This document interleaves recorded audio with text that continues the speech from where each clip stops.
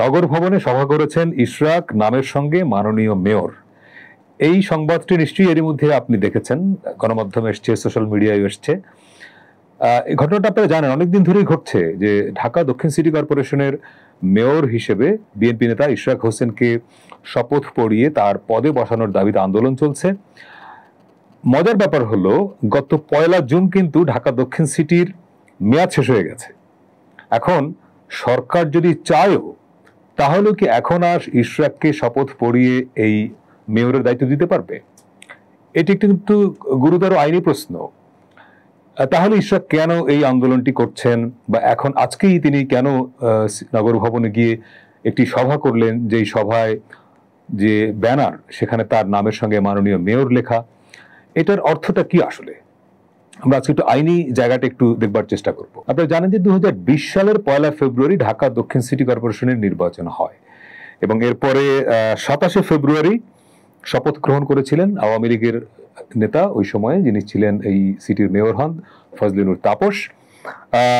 এরপরে 16 মে তিনি দায়িত্ব নেওয়ার পরে 2রা জুন দক্ষিণ সিটির প্রথম সভা হয় এবং সিটি কর্পোরেশনের যে আইন সেখানে বলা আছে যে কর্পোরেশনের মেয়াদ হবে প্রথম বৈঠকের পরে 5 বছর। সেই অর্থে গত 1 জুন এই সিটি কর্পোরেশনের 5 বছরের মেয়াদ কিন্তু পূর্ণ হয়েছে এবং আমরা দেখলাম যে গত প্রায় 2 মাস ধরে ইশরাক তাকে মেয়র পদে বসানোর জন্য আন্দোলন করছেন। এর কারণটা কি?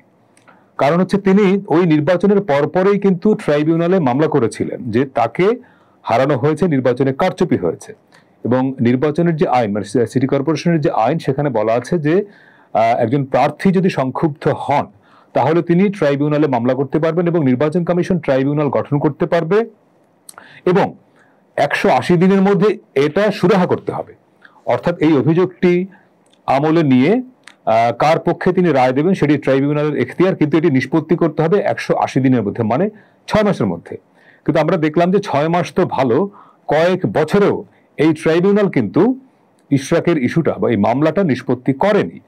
গত বছরের জুলাই মাসের যে গণঅভ্যুত্থান হলো, তারপরে 5 আগস্ট সরকারের পতনের পরে এটি আলোচনায় আসে এবং ইশরাককে মেয়র ঘোষণা করা হয় এবং গেজেট প্রকাশ হয় এবং আইনে বলা আছে গেজেট প্রকাশের পরে সরকার, স্থানীয় সরকার তার শপথ পড়াবে। আমরা মজার ব্যাপার হলো, আগের সরকার ইশরাকের এই যে ট্রাইব্যুনালে মামলা সুরাহা করেনি, নিষ্পত্তি করেনি, এটি যেমন একটা দিক, আবার এই সরকার এর আমলে ইশরাককে মেয়র ঘোষণা করা হলো, নির্বাচন কমিশন গেজেট প্রকাশ করলো, অথচ তারপর আবার ইশরাকের শপথ পড়ানো হলো না। মানে আপনি দেখেন যে একটা ধোঁয়াশা 2 সরকারের আমলেই। এবং তারপরে আমরা দেখলাম যে ইশরাক আন্দোলনে নামলেন, তার অনুসারীরা, এমনকি পরবর্তীতে আন্দোলনে যোগ দিলেন দক্ষিণ সিটির কর্মকর্তা কর্মচারীরা পর্যন্ত। তারাও নগর ভবনের তালায়, মানে নগর ভবনের গেটে তালা লাগিয়ে আন্দোলন করতে থাকলেন। কোরবানির ঈদের আগ পর্যন্ত আন্দোলন চলল এবং আন্দোলনটা একটা পর্যায়ে কাকরাইল মৎস্য ভবন, ওই এলাকায় তারা ঘেরাও করলেন। মার্চ টু যমুনা, অর্থাৎ প্রধান উপদেষ্টা বাসভবনের সামনে ঘেরাও কর্মসূচি পর্যন্ত হলো। তারপরেই উচ্চ আদালতের একটা নির্দেশনার পরে বলা হলো যে ইশরাককে শপথ পড়াতে আইনি বাধা নেই। তারা আন্দোলন থেকে সরে গেলেন এবং বললেন যে এটা বিজয় হয়েছে। কিন্তু তারপরে আমরা দেখলাম যে ইশরাককে শপথ পড়ানো হলো না, অর্থাৎ বিষয়টা ঝুলে থাকলো এবং আমরা দেখলাম যে ইশরাক অভিযোগের তীরটা ছুড়ে দিয়েছেন মূলত স্থানীয় সরকার উপদেষ্টা আসিফ মাহমুদ সজীব ভুঁইয়ার দিকে, যে তার কারণেই এটি হচ্ছে না। এবং এখন কোরবানির ঈদের কিছুদিন বিরতি থাকার পরে আবার আন্দোলনটা শুরু হলো এবং ইশরাক গতকাল রবিবার প্রধান উপদেষ্টা হস্তক্ষেপ চাইলেন, যে এখন এই সমস্যাটা সুরাহা করার জন্য তার হস্তক্ষেপ চেয়েছেন। এরকম বাস্তবতা আজকে সোমবার ইশরাক বৈঠক করলেন নগর ভবনে, সেখানে নিজেকে মেয়র দাবি করে এবং মাঝখানে তিনি বলেছিলেন যে যদি সরকার শপথ না পড়ায় নিজে নিজেকে শপথ পড়াবেন। এরকম ঘটনা বাংলাদেশের ইতিহাসে তো বটেই, পৃথিবীতে কখনো ঘটেছে কিনা আমরা জানি না। এবং শপথ না পড়ানোর আগেই একজন ব্যক্তি তিনি নিজেকে মেয়র ঘোষণা করে বা মেয়র দাবি করে অনুষ্ঠান করলেন এবং সেই সংবাদ আজকে আমরা দেখলাম। এখানে কয়েকটা প্রশ্ন সুরাহা করা দরকার। যেহেতু 1 জুন এই দক্ষিণ সিটির মেয়াদ শেষ হয়ে গেছে, ফলে সরকার চাইলেও এখন আর ইশরাককে শপথ পড়াতে পারবেন কি না, আমার সাধারণ কাণ্ডজ্ঞানে বলে এটা পারবে না সরকার। তাহলে সরকার কি অপেক্ষা করছিল যে এই আন্দোলন হতে হতে হতে হতে 1 জুন শেষ হয়ে যাক? যাতে করে, কারণ আন্দোলন শুরু হয়েছিল তো আরো 2-3 মাস আগে। তাহলে এই করে করে সরকারকে তাহলে 1 জুন পর্যন্ত অপেক্ষা করলো যে আচ্ছা মেয়াদ শেষ হয়ে যাক, এটা চেয়েছিল। আমরা কিন্তু এই ইস্যুতে সরকারের পক্ষ থেকে এখন পর্যন্ত খুব পরিষ্কার বক্তব্য পাচ্ছি না। দ্বিতীয় প্রশ্ন হলো, ইশরাক এই যে দাবি করছেন যে তিনি মেয়র এবং তার ব্যানারে মাননীয় মেয়র লেখা আছে, এটার সরকারের তরফে এখন সরকার কি করতে পারে? ইশরাক আসলে কি করতে পারেন? এখানে আমার যেটা মনে হয়, ইশরাকের উচিত ছিল, বা তিনি যদি রাজনৈতিক নেতা সুলভ তার যে অ্যাটিটিউড হবার কথা ছিল, তিনি বরং পারতেন যে এখন দ্রুত এই দক্ষিণ সিটিতে ইলেকশন দিয়ে দেন। যেহেতু মেয়াদ শেষ হয়ে গেছে, নতুন করে দক্ষিণ সিটিতে নির্বাচন হোক। ইশরাক ঢাকা দক্ষিণ সিটিতে খুবই জনপ্রিয় মানুষ, খুবই জনপ্রিয় নেতা, এবং আমরা ধারণা করতে পারি যেহেতু এখন অন্তর্বর্তী সরকার ক্ষমতায়, আওয়ামী লীগ মাঠে নেই, বিএনপি এখন রাজনীতির পাদপ্রদীপে, বিএনপির প্রতিদ্বন্দ্বী কে তাহলে এখন মাঠে? এনসিপি, জামাত বা অন্য কোনো দল?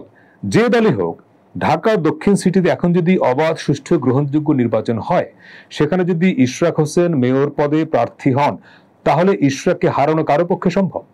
তাহলে ইশরাক কেন এই যে নিজেকে মেয়র ঘোষণা করে বা শপথ পড়িয়ে তাকে চেয়ারে বসানোর দাবি জানাচ্ছেন, তিনি কেন নির্বাচনের দাবি করছেন না? সরকার একটা নির্বাচন দিয়ে দিক, তাহলে তিনি ভোটে জয়ী হয়ে আসুন। কারণ অলরেডি তো দক্ষিণ সিটির মেয়াদ শেষ। তাহলে এখন সরকার কোন যুক্তিতে, কোন আইনি বলে তাকে শপথ পড়িয়ে এই চেয়ারে বসাবে? আরেকটি কাজ হতে পারে, হাইকোর্ট বা উচ্চ আদালত কিংবা আরেকটু উপরে অ্যাপিলেট ডিভিশন এখন যদি একটা রায় বা আদেশ দিয়ে দেন যে যেহেতু 2020-এর নির্বাচনে ইশরাক দাবি করেছেন তাকে হারিয়ে দেওয়া হয়েছে কারচুপি করে, তাহলে ভূতাপেক্ষা সিদ্ধান্ত হতে পারে যে ঠিক আছে, উনি যেদিন শপথ গ্রহণ করবেন তারপর থেকে 5 বছর তিনি দায়িত্ব পালন করবেন। এটাও আদালতের কাছ থেকে আসতে হবে। আদালত তো সেরকম কোনো নির্দেশনা এখনো দেন নাই। তাহলে ইশরাককে হয় আদালতের মাধ্যমে এটা সুরাহা করতে হবে, অথবা তাকে দাবি জানাতে হবে যে সরকারের কাছে আপনি নির্বাচন দেন, নির্বাচিত হয়ে তিনি আসুন। এবং মানুষের এটা বিশ্বাস করে, এবং এটা বিশ্বাস করবার যথেষ্ট কারণও আছে যে এখন যদি একটা open, free, fair election Dhaka দক্ষিণে হয়, ইশরাক মেয়র নির্বাচিত হবেন, তাহলে কিন্তু আজকে এই বিতর্কটা তৈরি হয় না। এবং আমি সংবিধানের একটা অনুচ্ছেদ বলে আজকে শেষ করছি।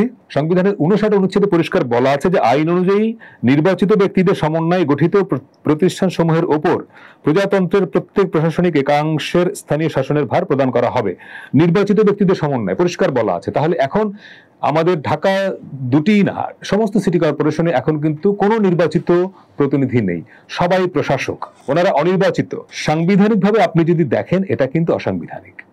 তাহলে আবার আইনেও বলা আছে কখন প্রশাসক নিয়োগ করা যাবে, সেটি আইনের ফাঁক আছে। কিন্তু এই যে অনির্বাচিত ব্যক্তিরা দিনের পর দিন, মাসের পর মাস সিটি কর্পোরেশন পরিচালনা করছেন, এটি এক অর্থে সংবিধানের সঙ্গে সাংঘর্ষিক।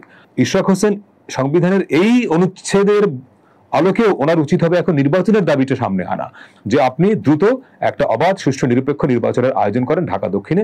আমরা দেখতে যাই ইশরাক নতুন করে নির্বাচিত হয়ে ঢাকা দক্ষিণে বসছেন। এবং আমরাও দর্শক আপনার কাছে প্রশ্ন রেখে যাই যে এই সময় ইশরাক যা করছেন, তিনি এই যে নিজেকে মেয়র ঘোষণা করে অনুষ্ঠান করছেন, দাবি করছেন তাকে দ্রুত এই চেয়ারে বসিয়ে দেওয়া হোক, এটি কি ঠিক হচ্ছে? নাকি তার এখন নির্বাচনের দাবি করা উচিত? নাকি তার আরো আদালতের শরণাপন্ন হওয়া উচিত? আপনি আপনার মতামত জানাতে পারেন কমেন্টে। ধন্যবাদ।